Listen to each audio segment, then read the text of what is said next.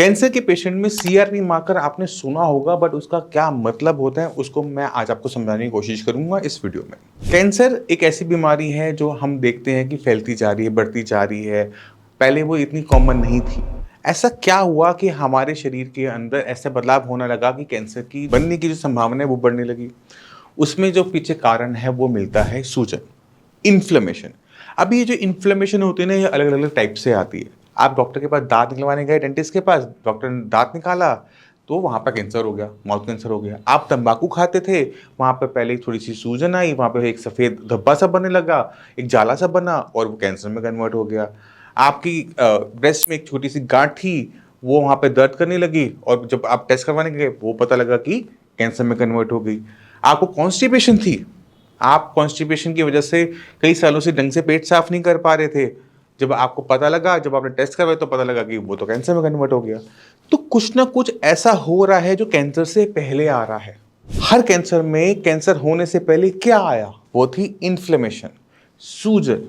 अब जब हमारे शरीर में कभी भी सूजन होती है तो हमारा एक मार्कर, एक टेस्ट, ब्लड का टेस्ट गलत आना शुरू हो जाता है, वो है सीआरपी मार्कर। ये सीआरपी हमें क्या बता रहा है कि बॉडी में कहीं ना कहीं सूजन है। कहाँ सूजन है ये नहीं पता, बट कहीं ना कहीं सूजन है ये हमें पता लग रहा है। अभी जो सीआरपी मार्कर है पहले कॉमन नहीं थे कि हर कोई करवा रहा था, बट अब जब भी हम टेस्ट करवाने जाते हैं लैब में, जब हम होल बॉडी टेस्ट करवा रहे होते हैं तो उसमें सीआरपी मार्कर डिफॉल्ट हो गया है कि जहां पर आपकी किडनी का टेस्ट होगा, लीवर का टेस्ट होगा, कोलेस्ट्रॉल का टेस्ट होगा, साथ में सीआरपी मार्कर का भी टेस्ट होगा, क्योंकि ये बॉडी के अंदर कुछ गलत होने का सिग्नल हमें दे देता है। अब ये जो सीआरपी मार्कर है, इसको कंट्रोल करना, इसको ठीक करने के लिए हमें इन्फ्लेमेशन पे काम करना है और इसका कैंसर पेशेंट को बहुत ज्यादा फायदा देखने को भी मिलता है। क्यों? क्योंकि बॉडी में अगर हम चाहते हैं कि कैंसर दोबारा ना हो तो इन्फ्लेमेशन हमें दोबारा आने से रोकनी है। ठीक है। अब कैंसर को अगर हमें जल्दी जल्दी ठीक करना है कि कैंसर खत्म हो जाए, तो भी हमें इसे इन्फ्लेमेशन को खत्म करना है, क्योंकि जब तक वो इन्फ्लेमेशन वहां पड़ी रहेगी वो दोबारा से कैंसर सेल बनाती रहेगी। आप कुछ भी कर लो वो उधर से वो पैदा हो जाएगी, आप कुछ करोगे ठीक करोगे उधर से वो पैदा हो जाएगी। तो इस इन्फ्लेमेशन को, इस सीआरपी मार्कर को कंट्रोल में करने के लिए आपको एंटी इन्फ्लेमेटरी चीजों के बारे में सोचना पड़ता है। पहली चीज, इन्फ्लेमेशन क्यों आई, किस वजह से आई, किस जगह पर आई, हम उसमें क्या कर सकते हैं कि वो ठीक हो जाए। अगर कोई आपके मालूम माउथ में कोई चोट थी या माउथ में आप तंबाकू खाने की वजह से माउथ कैंसर हुआ था, अगर आप माउथ के ओरल को ठीक कर लोगे, वहां से सूजन को हटा दोगे, ये जो स्टिफनेस आ रही है खत्म हो जाएगी, तो दोबारा से कैंसर होने की संभावना पहले कम हो गई। अब इस इन्फ्लेमेशन को कम करने के लिए आपको उसे वो चीजें देनी पड़ती हैं जो बॉडी को आराम दे, सूथिंग लगे। जैसे अब मान लो कहीं घाव है, मैं उसमें अगर कोई हल्दी लगाऊंगा तो जख्म भर जाएगा, वहीं पे अगर मैं कोई तेज मिर्च मसाला कुछ लगाऊंगा तो वो जलेगा ना। अब हमने करना क्या है, हमने बॉडी को वो सूथिंग चीज़ें देनी है, चाहे वो ऊपर लगाने वाली हो चाहे अंदर डालने वाली हो, जो इन्फ्लेमेशन को ख़त्म करें। क्योंकि चाहे वो मेडिसिन हो चाहे वो खाना हो, इन दोनों में एक प्रॉपर्टी होती है, वो है या तो वो इन्फ्लेमेशन कम करेगा या इन्फ्लेमेशन बढ़ाएगा। जैसे मिर्च है, इन्फ्लेमेशन बढ़ाएगी, वहीं पे दूध कम करेगा। हल्दी कम करेगी, वहीं पर हो सकता है कि आप कोई तीखा मिर्च मसाली काली मिर्च है वो बढ़ाएगी।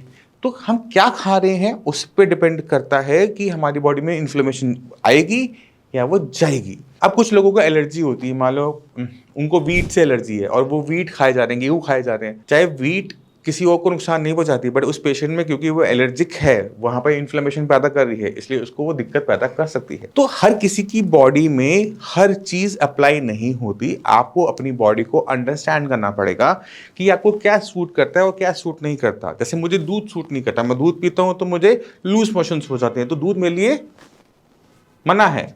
अब आपको अपनी बॉडी के बारे में सोचना है तो एक लिस्ट बनानी चाहिए कि मेरे लिए क्या अच्छा है, मेरे लिए कौन से मसाले, कौन सा घी, कौन सा मक्खन, कौन सा आटा, कौन सा फल अच्छा है।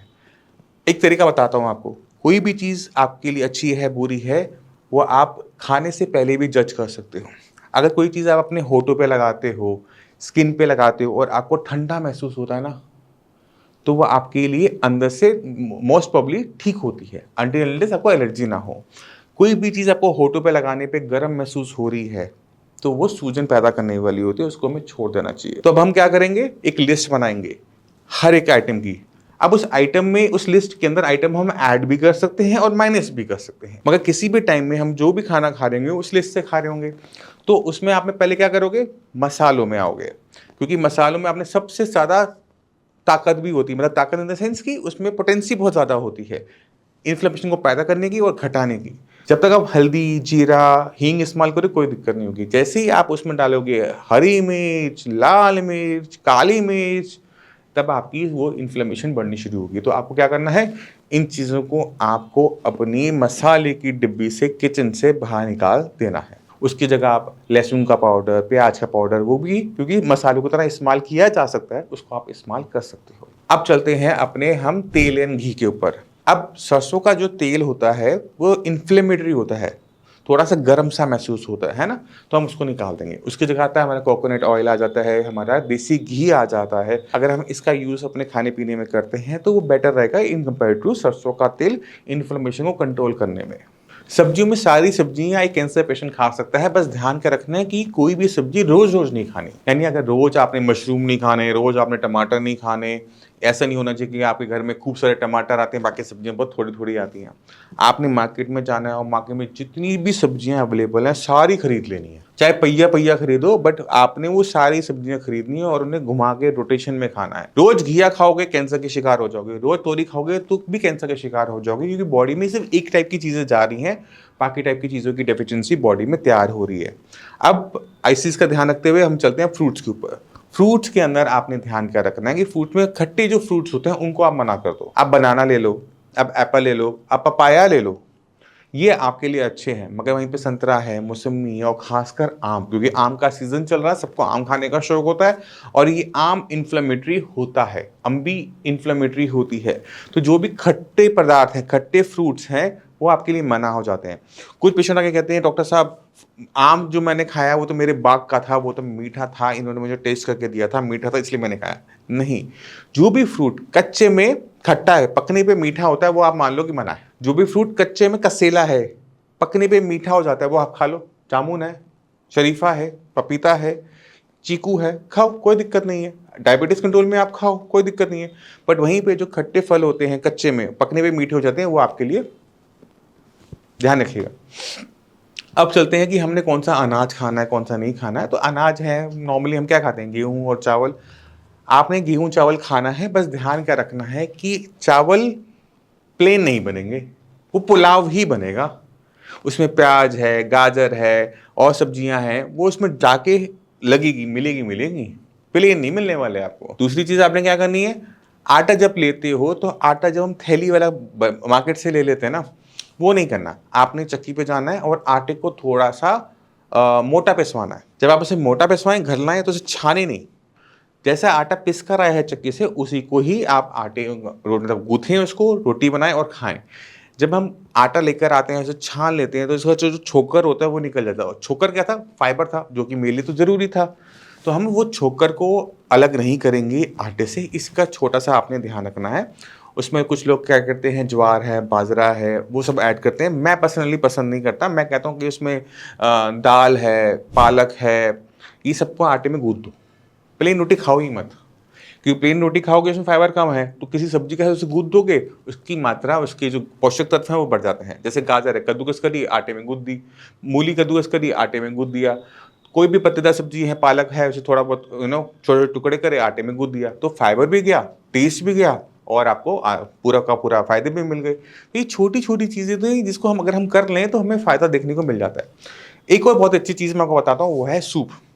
सूप एक ऐसी चीज़ है जहाँ पे सब्जियाँ आपके शरीर में एक टेस्टी फॉर्म में जा रही होती हैं और उसको लेने में मज़ा आता है, और खासकर सर्दियों में। मौसम चाहे गर्मियों का है, बट आप इसको यूज़ ज़रूर कर सकते हो।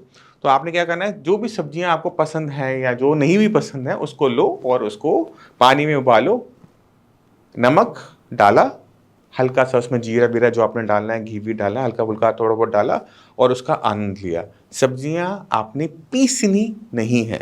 हम इंडिया में देखते हैं कि वो क्या करते हैं, वो उसको प्योरी बना देते हैं, सब्जियों को पीस देते हैं। पीसना नहीं है, फाइबर जो है वो टूट जाएगा, फिर वो जो उसका इफेक्ट है वो नहीं मिलेगा। तो हम क्या करेंगे, सब्जियों को चबा के खानी है। आपने सूप से निकाली, चबा के खाई, ये आप इसका ध्यान रखिएगा। तो ये छोटे छोटे बदलाव होते हैं, इसको अगर हम करना शुरू कर देते हैं तो हमारी बॉडी में जो इन्फ्लेमेशन है वो कम होनी शुरू हो जाती है। मेडिसिन तो है ही, मेडिसिन तो हेल्प करती ही है, मगर मेडिसिन के साथ साथ ये छोटे छोटे बदलाव करने से कैंसर को जीतने में बहुत मदद मिलती है। अब इसी के साथ ये कैंसर में सीआरपी वाले टॉपिक को करते हैं हम खत्म। कोई भी डाउट हो, कुछ भी पूछना चाहते हो, अगर आप चाहते हो कि मैं अगला टॉपिक है वीडियो का किसी टॉपिक में बनाऊं, तो आप नीचे कमेंट सेक्शन में कमेंट कर देना। हमारी टीम उसको देख लेगी और मैं कोशिश करूंगा कि अगली वीडियो इन्हीं टॉपिक में से हम देख के बनाएं। इसी के साथ चलने की आज्ञा चाहता हूं। हम मिलते हैं अगली वीडियो में, तब तक के लिए नमस्कार।